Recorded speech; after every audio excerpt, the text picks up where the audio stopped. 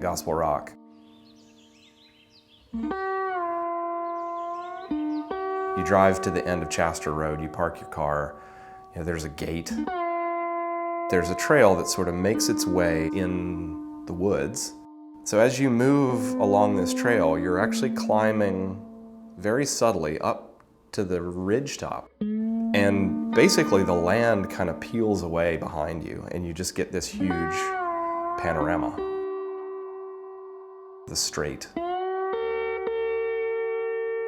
You're no longer thinking about where you are and what you're standing on. It's all about that view. That experience has stuck with everyone who's ever been there. Protection of the waterfront and Gospel Rock itself as a public park is fundamental to this plan.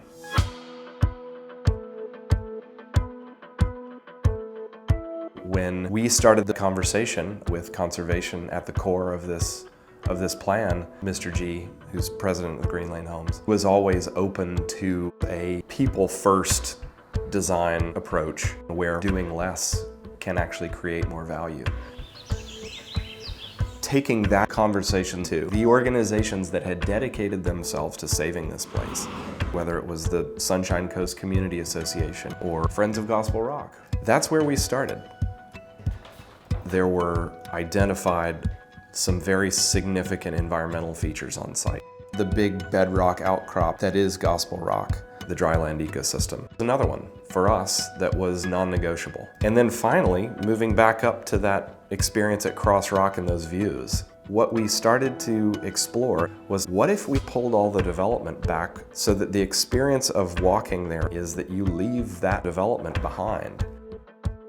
Moving from the waterfront, the plan is connected really just with a few trails that lead you up that forested hillside to the protected area at Cross Rock and Little Africa, the two destinations within that larger lookout park, which sits at the end of the Green Lane, which links the community along that ridgetop. This has turned into a relationship between Green Lane Homes as the owner and operator, the Sunshine Coast Conservation Association as the local expert in terms of what those environmental sensitivities are, and the Land Conservancy as a conservation covenant holder. There you have your legal mechanism to protect in perpetuity. You have your local knowledge to make sure that the management is executed in the proper way, and you have Green Lane Homes as the committed operator. In every single attempt to move this plan forward towards a development, there has always been a concern, very serious one, that those waterfront lands, including Gospel Rock itself, might get put back into play in development.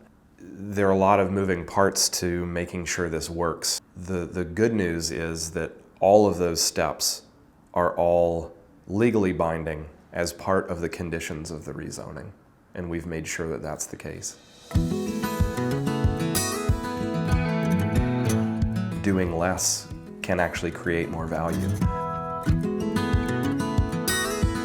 I often think about walking that same path at build-out with my son, arriving at Crossing the Rock and standing there and saying to him, "This is Gospel Rock."